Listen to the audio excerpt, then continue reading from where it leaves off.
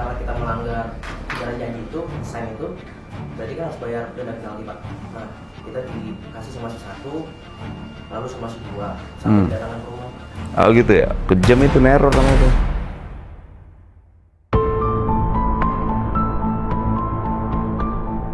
Ya, hari ini kita ke Wom Finance bersama kawan-kawan yang berharap hak-haknya untuk dikembalikan. Apalagi katanya ya, mereka dipinta 75 juta untuk menebus dokumentasi mereka. Kalau ini dilakukan, ini pelanggaran berat gitu. Jadi kita negara wajib hadir untuk menyelesaikan hak mereka yang menjadi kewajiban negara untuk melindungi.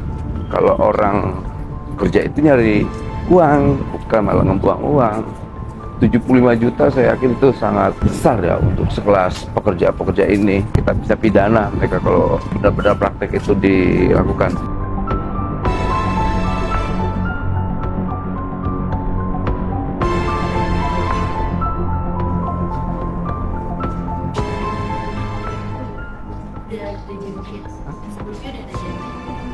Ada deh. Dari Wakil Menteri.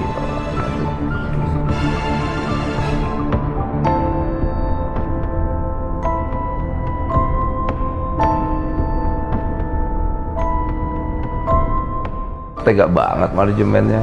Ya minta HRD. Manajemennya. Ngeri sekali.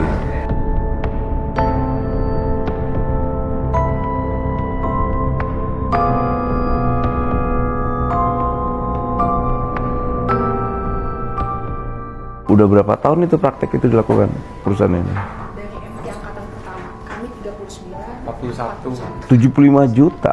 Buh, nggak boleh tetap. bahkan sudah kita didatangin juga dapat somasi 1, somasi 2. Maksudnya apa tuh somasi? Jadi karena kita melanggar jalan janji itu, sign itu, berarti kan harus bayar denda penalti Pak. Nah, kita dikasih somasi 1, lalu somasi 2, sampai datangan rumah. Oh gitu ya, kejam itu, neror namanya itu. Saya 3 orang datang. Gitu. Dan kalau sudah bayar 75 juta itu, maka lepas tangan kalau misalnya ijazahnya hilang Bang. Oh ya nggak bisa. Oh ada pernyataan itu? Pas datangin ke rumah, Oh, yang datangin siapa? dari pihak HC-nya. Jadi kalian didatengin, dikasih somasi 1, 2, 3, kalau enggak ijazahnya hilang gitu? Ya, maksudnya tidak tanggung jawab. Nggak tanggung jawab? Suruh hilangin aja. Suruh hilangin, kalian punya hak untuk mempidanakan itu. Lepas dari persoalan kontrak itu. Kontrak itu bisa kita batalkan. Karena nanti akan kita lihat adil atau tidak kontraknya. Kadang-kadang pekerja-pekerja ini suruh tanda tangan kontrak yang malah sebetulnya memberatkan para pekerjanya. Gajimu sesuai nggak? Kalau misalnya dilihat dari kondisinya atau kerjanya, saya rasa enggak. Nah itu. Jadi mereka kadang-kadang landasannya perjanjian kerja. Pas kita lihat gajinya nggak sesuai. Ya jangan ditipu lah, pokoknya prinsipnya pekerja itu jangan ditipu, kasihan. Saya Immanuel Ebenezer, saya Wakil Menteri Tenaga Kerja Republik Indonesia. Kehadiran saya di sini mewakili negara, tidak mewakili ormas. Nah, di kita itu ada aplikasi terkait buruh tanya wamen.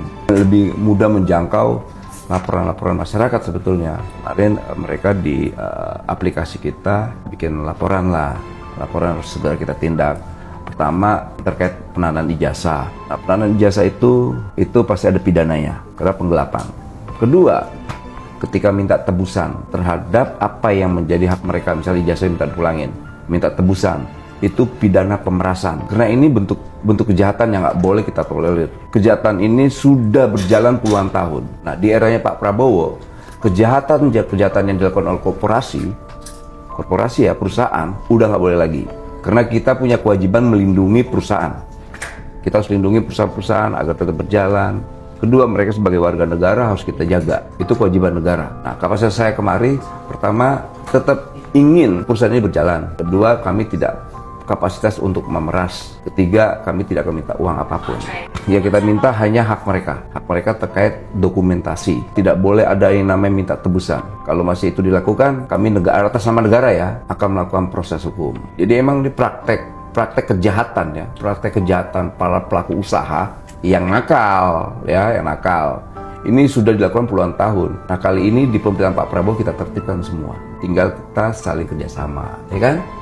kerjasama agar iklim industri kita bagus, buru-buru ini sejahtera, tidak dibawa tekanan, ketakutan dan sebagainya. Apalagi mereka katanya di somasi gitu loh. Karena posisi tawar mereka lemah. Nah sekarang kalau kalian mau somasi ya Presiden Prabowo, somasi negara ini, somasi konstitusinya. Karena kewajiban negara di pemerintahan Pak Prabowo harus menjaga mereka. Itu perintah. Ijazahmu, Dek. Ijazahnya di sini, Pak. Yang dipinta 75 juta benar?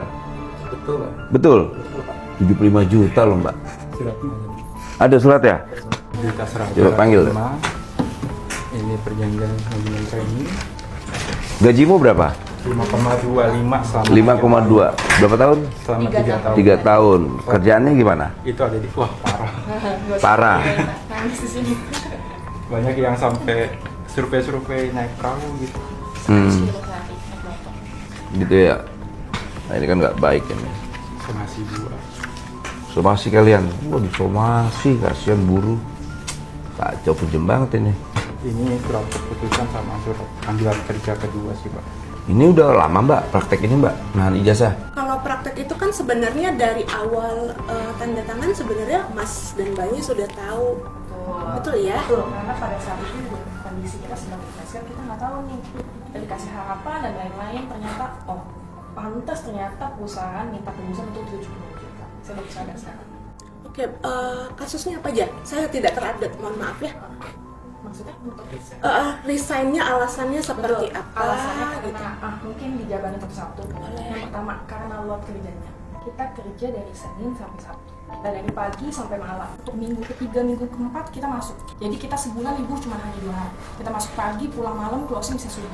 Hari libur keagamaan pun kita tetap masuk. Misalnya yang Kristen, agama Kristennya, keagamaannya tetap masuk.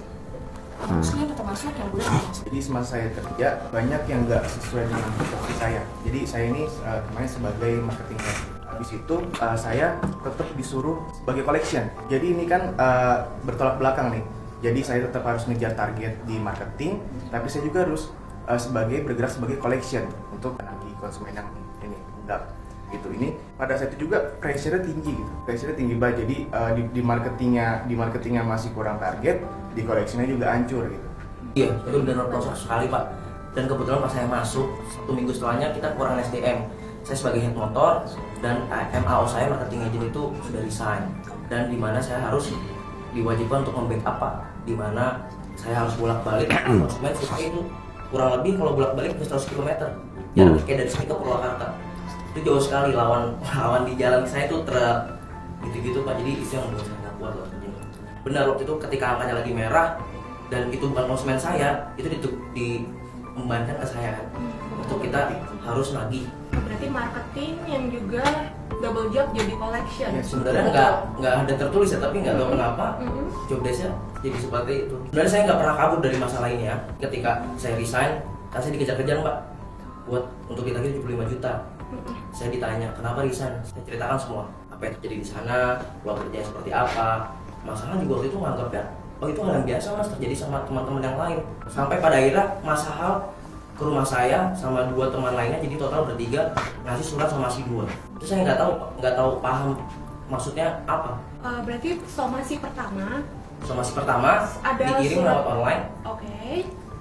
entah kurir dan lain sebagainya. Somasi kedua saya didatangin ke rumah secara langsung diberi surat, tapi pada saat hari itu juga sore atau besokannya datang lagi somasi kedua.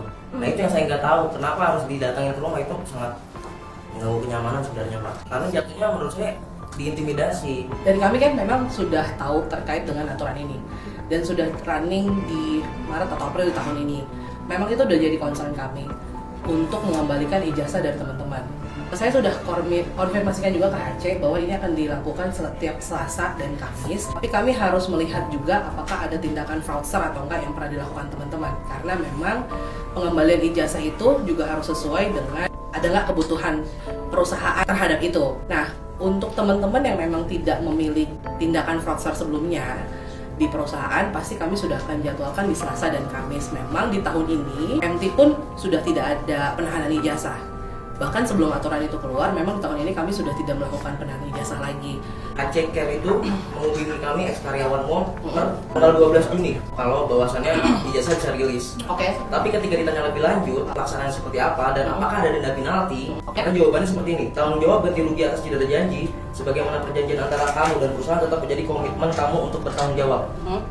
Secara tidak langsung itu berarti masih meminta biaya penalti dong. Kedatangan Bapak di sini bagaimana perusahaan memahami apa yang menjadi poin penting dalam SMA. Apa itu? Setiap perusahaan dilarang untuk melakukan penahanan ijazah. Yes. Nah, kehadiran mereka di sini adalah mau ada fraud atau tidak, itu tidak boleh lagi dengan SMA. Maka yang berempat ini datang ke sini, bagaimana kejelasan ijazahnya? Boleh nggak dikeluarkan hari ini?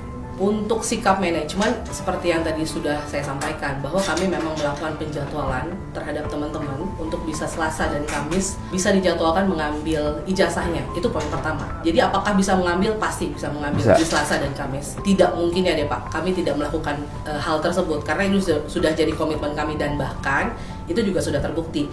Dengan HC Care kami menghubungi teman-teman untuk datang di Selasa dan Kamis. Kami juga sudah menyatakan tidak ada penalti dan silakan diambil untuk di Selasa dan Kamis. Saat ini kan good newsnya ya, kabar baiknya ada 2 poin. Pertama, Umum Finance mau memulangkan ijazah. Kedua, terkait penalti juga tidak ada.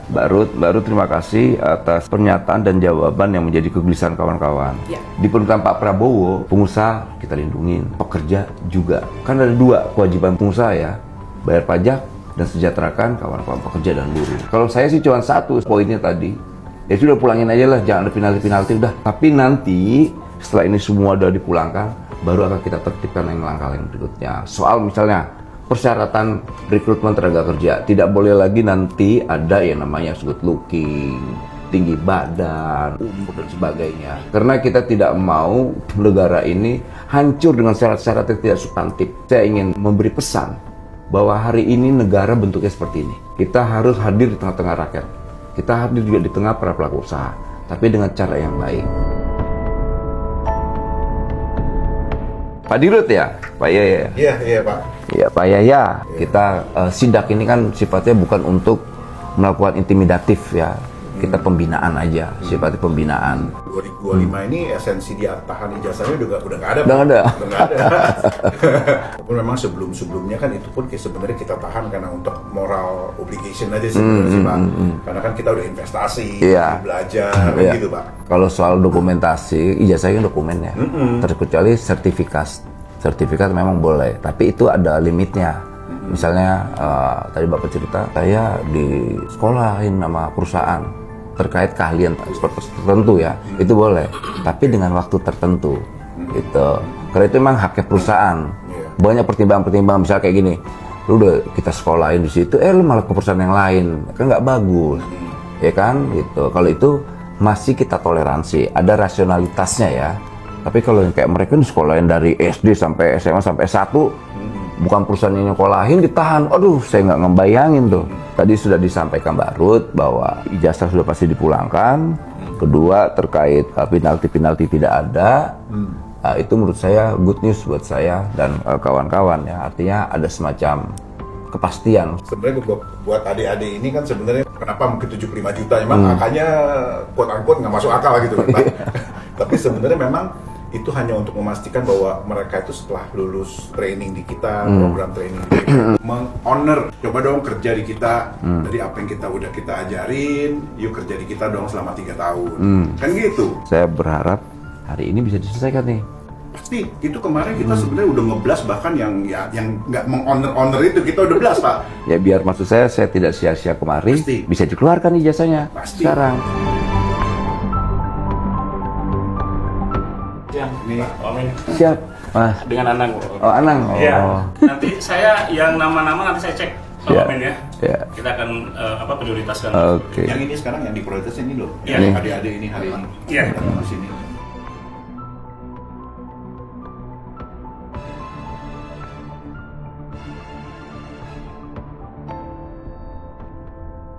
Kita sekarang. Juga Bapak. Apa? Nonton live juga.